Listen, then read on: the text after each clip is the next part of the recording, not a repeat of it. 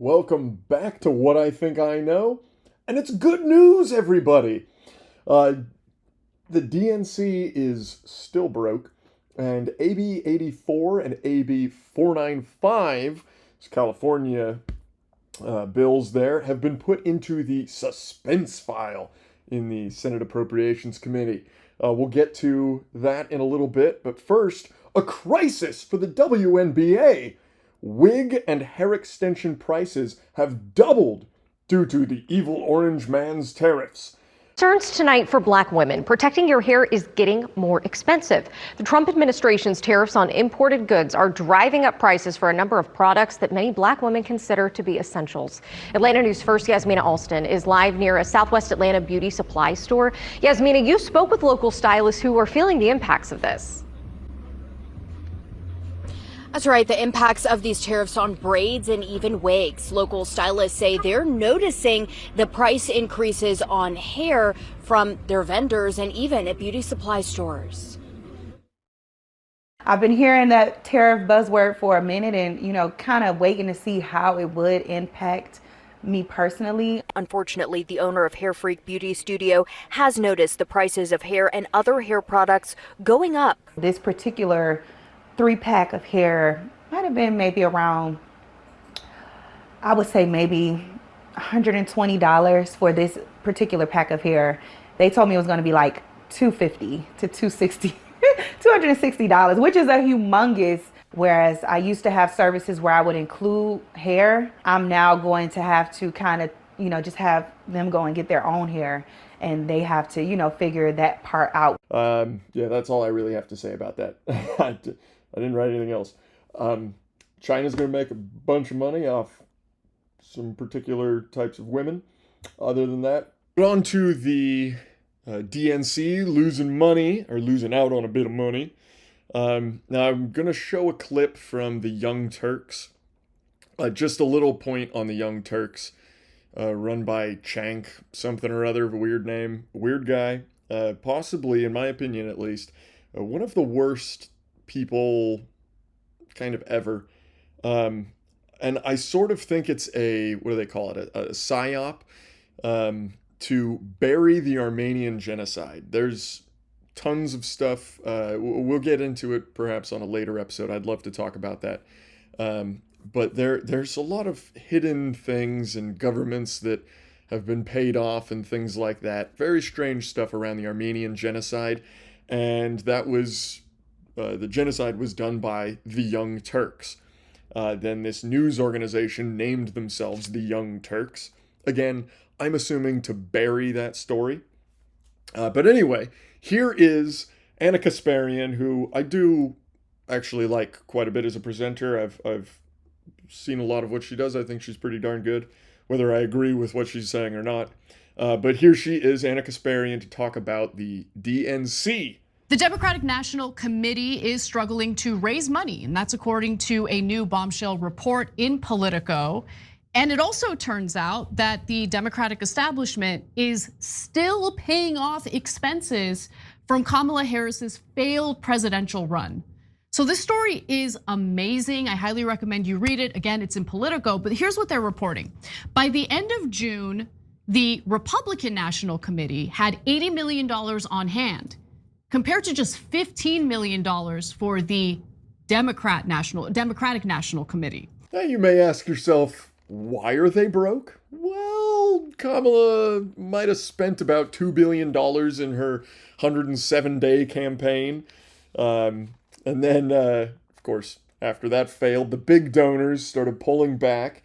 They were worried because the party is in total chaos. No real leader, pretty much directionless. And then the small donors, I presume, are thinking similarly. And they aren't growing substantially, the group of small donors anyway. That's all to be expected. But I want to focus on this little grammatical error. I've been hearing it a lot, all over the place. A lot of people are using it, and it's unfortunate, and I need to put a stop to it. Let's roll that clip again. The Democratic establishment is still paying off expenses from Kamala Harris's failed presidential run. By the end of June, the Republican National Committee had $80 million on hand, compared to just $15 million for the Democratic National Committee. So Democrat is a proper noun. Democratic is an adverb. With a proper noun, such as Democrat, I label myself as a Democrat, just like I am an Italian. I capitalize Italian. It is a proper noun. I am describing myself as something. Now, democratic is an adverb. It is describing the manner in which you do something. So describing the way an action happens. This is, the DNC, their name, the Democratic National Committee, or, we see the convention every 4 years. It's a proper noun. In this case, it's used to describe what type of convention. So the Republicans have the Republican National Convention. That is, it's just a name. We are the Republicans because we believe we are a constitutional republic. They are Democrats because they believe it's a democracy. That's just kind of an assumption as to why they both came up with the names. I have just actually thought about that now. I'm going to write that down. We're going to find out on another episode why both parties decided on those two names. But now getting into names themselves there, we could have called ourselves anything we wanted. We could have called ourselves the Always Right Party. That doesn't mean we're always right, just like the Democratic Party doesn't mean they're always democratic. And the Democratic Party is not really their name. It's the Democrat Party. And Democrats are part of the Democrat Party.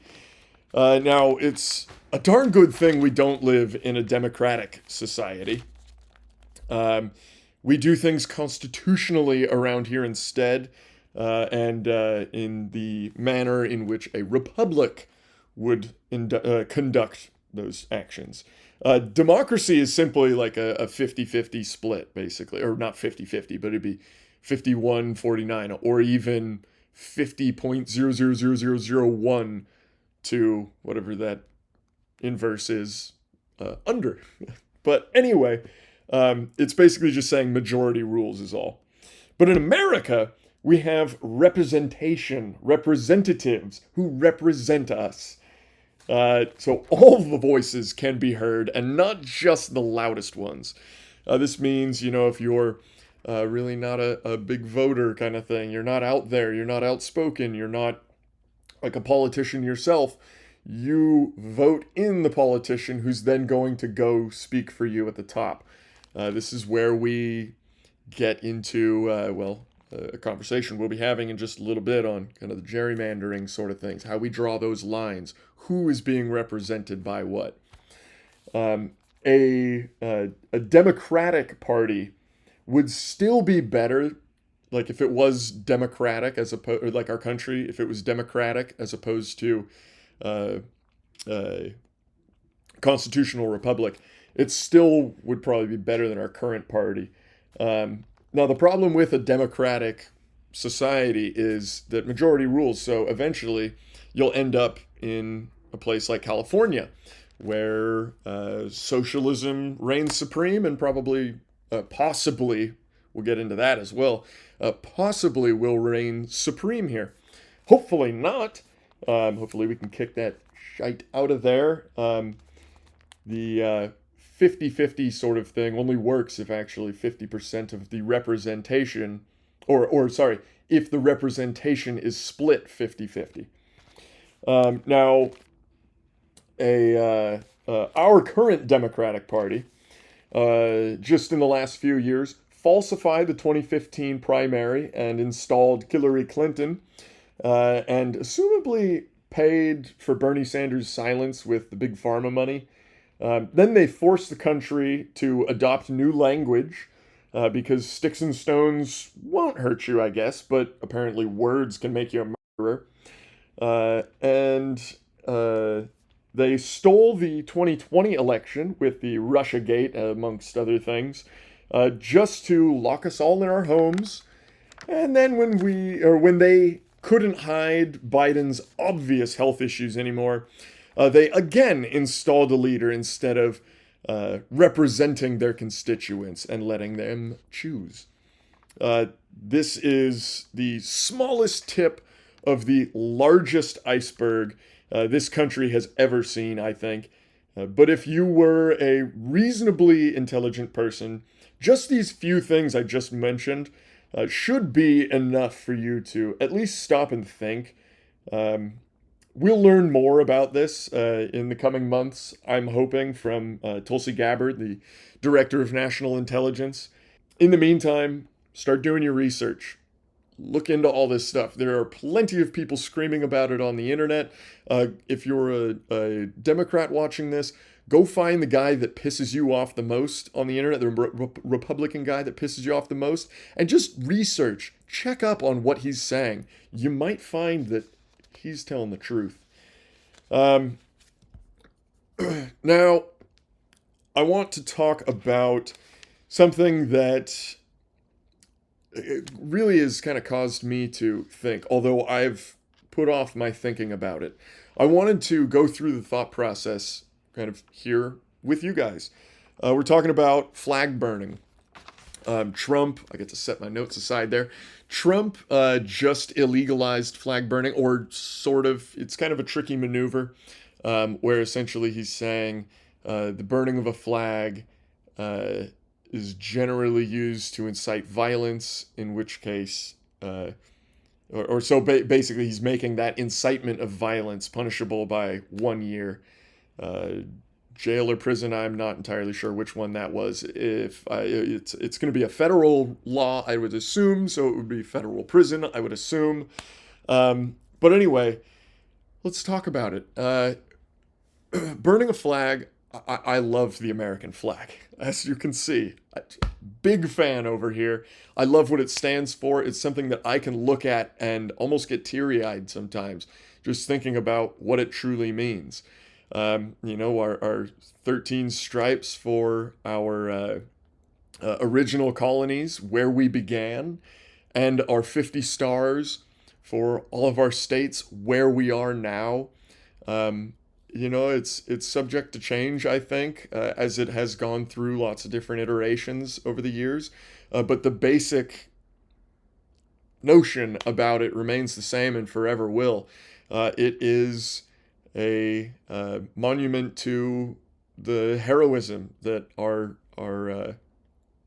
I was gonna say ancestors, and that is still true, our ancestors. But it's not just our ancestors; it's our brothers and sisters as well. I myself, I did nothing worthwhile with my life. I didn't go to the military or anything like that.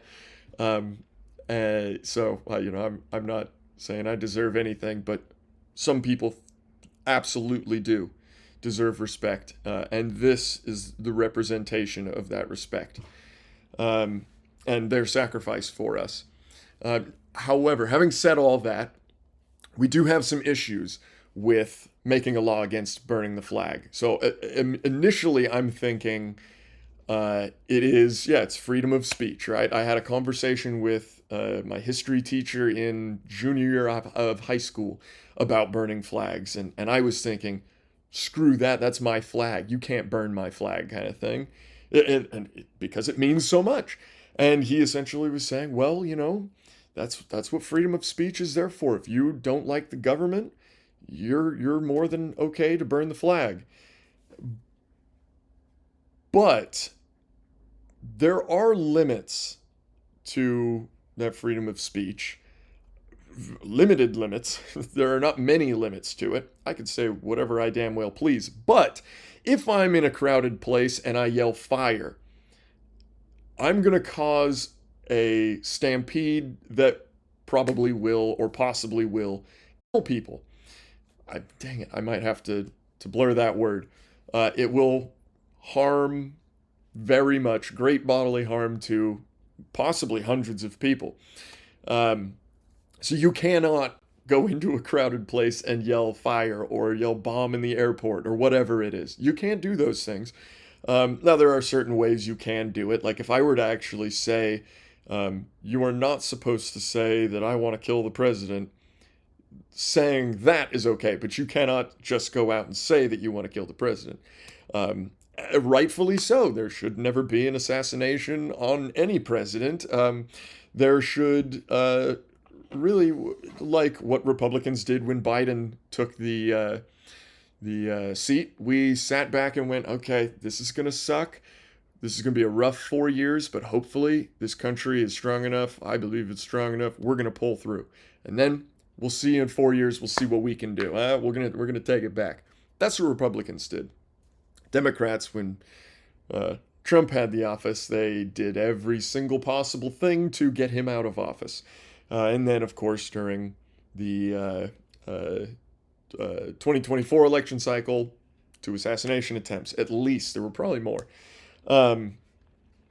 So there are some limits, sort of, to that amendment of our beautiful Bill of Rights. And that got me kind of thinking about what burning a flag really means. Because I don't think it just means that you hate the country or you hate the government. I think it's more symbolic than that, saying that I want to burn it all down. And if you want to burn it all down, that means you're looking at the entire country as a whole, saying, I want this to crumble. I want these people to suffer, essentially. By burning down the government, you would be disrupting all of the infrastructure that we have, you know. That's food, farming, delivering food to places. Your stores would be barren. The roads would fall apart. Everything would be very, very poorly if we burned the country to the ground. And that is what burning the flag blanking on the word there. Symbolizes. There we go. That's what burning the flag symbolizes, is burning the country down.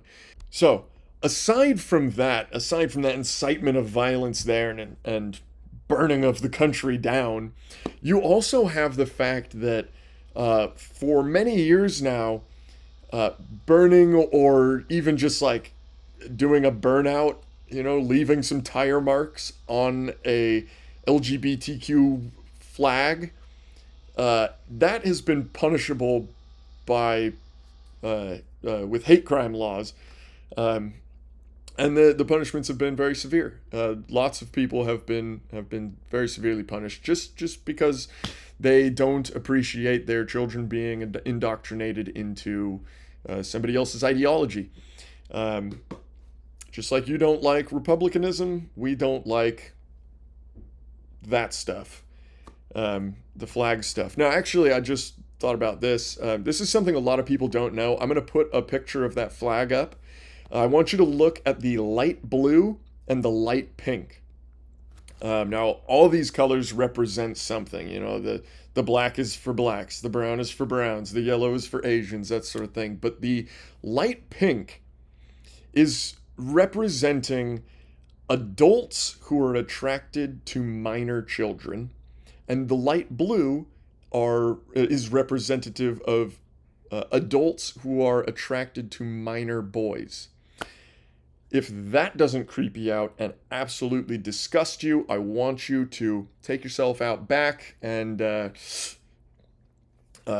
just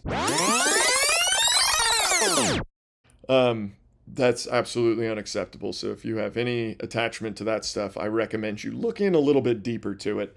But anyway, regardless of that fact, it has been punishable to deface a LGB flag.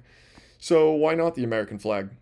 It's much more important to far more people, even in other countries. You know, look at Hong Kong. They're flying American flags all the time. Great people. So with that, I conclude that, yeah, I'm actually pretty stoked that burning the American flag is becoming illegal. I love it. I love it. I've been getting really sick and tired of people burning it all over the place. Every time I see it, I wish I was there in person so I could jump in and throw my body on that flag, roll around on it a couple times and get it out of there. Put it out and get it out. Because I want to protect that flag because it means a lot to me. I hope it means a lot to you too. That is my segment on, should think of a cool name for it. I don't know. Off the top of my head, that's not a cool name for it. Anyway, moving on. Name to come later. More good news. AB 84 and AB 495 are in the suspense file. We'll just give a little recap real quick. AB 84 takes away money and control from charter schools and homeschools, or homeschooling families kind of thing. And sometimes they do kind of use the charter schools. Well, okay, let's break it down. So the charter school is kind of the head honcho. They can and do supply smaller family groups with the money that they're given from the government, so that they can do kind of homeschooling charter school stuff.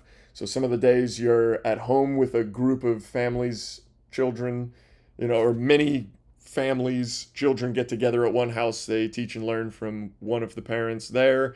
And then the next day, maybe they'll go to the charter school, then to another parent's house, whatever it is.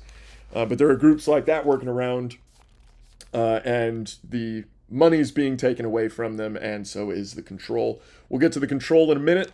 Obviously, though, we know with the money being taken away, that would, close down a lot of charter schools, make it a lot harder for them to work just at all. And parents would lose the little bit of funding they do get for homeschooling. They can do this just by cutting the state funding. So the taxpayers who are working these schools kind of thing, creating and working these schools, are not allowed to benefit from the taxpayer-funded programs. A little bit strange. And then they're going to take the control by changing like the rules and the curriculum, teamed with government agents doing house calls. This would be house calls to charter schools and to the homes of homeschoolers. This will be to ensure that all is acceptable by the overlords. So families trying to keep their kids out of the government brainwashing will have no choice but to comply. Very exciting there. Don't like that one at all. This one, probably worse though. Possibly the worst proposal, at least this year. I mean, there's been some really awful ones. This is AB 495. It gives the ability to any random adult to sign an affidavit to take any random child out of school, sign medical paperwork, and a bunch of stuff in that nature. Basically allowing you to legally kidnap a child just by signing a piece of paper. Not with your left hand, though, with your right. I don't know why I said that. You could be left-handed, I don't care. Why would I care about that? Anywho, fortunately, both of these bills are on hold in the suspense file there, which is typically where bills go to die. Now, that's not always the case, but hopefully that is the case in this case. Regardless, we still need to contact our representatives. Reach out, talk to them, please. Speaking of contacting our representatives, here is a tidbit on the gerrymandering. It now has a name. Prop 50 is what it'll be called. As I said, we're going to talk about it just a little bit every week to kind of keep up to date on what's happening with it and make sure more and more people understand that it's a no-go. And that I believe, I'm not 100% positive on this just yet, but I believe it will be vote no on Prop 50 in order to shoot this down. It's the gerrymandering thing, of course, as we all know. Now, a little bit of difference. Well, the reason California is bringing it up is because Texas is doing it, and California went, well, Texas is very Democrat, it's very much Democrat, so we're just gonna balance it out on our side and silence our Republican citizens so that you don't get the proper representation still. So Texas was actually ordered by a judge to redraw their maps because of prior Democrat gerrymandering. The maps look crazy. They're like fingers all over the place, little bridges from here to there. And for instance, like California, I'm more familiar with the map. The new map they want to draw connects the northeastern corner of California, kind of like even past Redding sort of thing, far off of Weed sort of thing, way out in the high desert. Nothing's out there but Republican landowners, farmers, things like that. They're connecting that with the north of San Francisco Bay Area. Just as you cross over the Golden Gate, you'll be in the same county as a place like 600 miles away from you. So that's very interesting. Anyway, California is calling to take the power back from the nonpartisan Citizens Redistricting Committee. Holy cow, let me try that again. They're taking the power back from the Nonpartisan Citizens Redistricting Committee. It was essentially, we didn't want the politicians drawing the maps that dictate how much power the politicians have, so we gave it to a nonpartisan Citizens Redistricting Committee. In California, obviously, it's probably still leaning toward the Democrat side, but at least it's nonpartisan, mostly nonpartisan. Now, we voted that in about 10 years ago, and that's what they're trying to replace. Essentially, they're just trying to give it back to the politicians, the power back to the politicians. So if this prop passes, the Democratic, I did it this time, the Democrat representation, remembering only 60% of Californians are Democrat and 40% are Republicans. This was just shown in November of 2024. So the Democrat representation would rise from 43 representatives, or 82.6% of the representation, to 48 representatives out of 52, and 92.3% of all representation of California, leaving 40% of the population of this beautiful state only 7.6% of the representation, virtually silenced. 7.6% representation is essentially a crowd of 100 people, and there is 7.5 people who are standing in the far back of the crowd going, hey, I don't agree. Never gonna have a voice. So much for minorities, I guess. They never really cared for any minorities, of course, but they did want the control that comes with having all that voting power. But now, unfortunately for them, all their illegal voters are being forced out. They're more frantic than really ever. Like we were saying earlier, they've got no path, no goal, no leader. They're crumbling pretty quick, and Republicans are crushing it. The Democrats are not giving up, though. We need to stay feisty. Some fights to the last stand are heroic. This one, unfortunately, is more like the German scorched earth. But fortunately for America, we have Jesus, the Constitution, and our beautiful Bill of Rights. And that altogether means we can't lose. So, I'm not too worried about it all. But it does mean we have to keep fighting. We have to look alive, don't give up, and always remember to have a good time.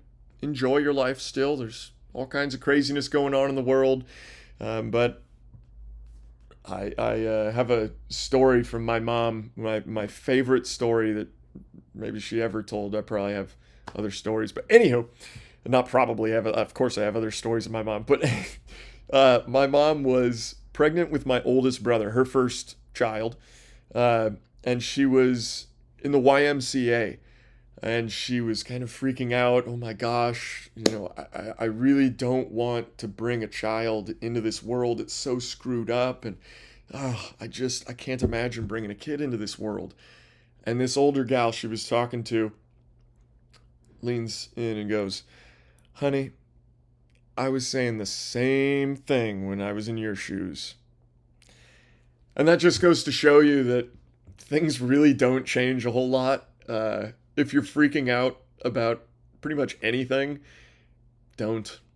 It's going to come back around. Life's like a pendulum.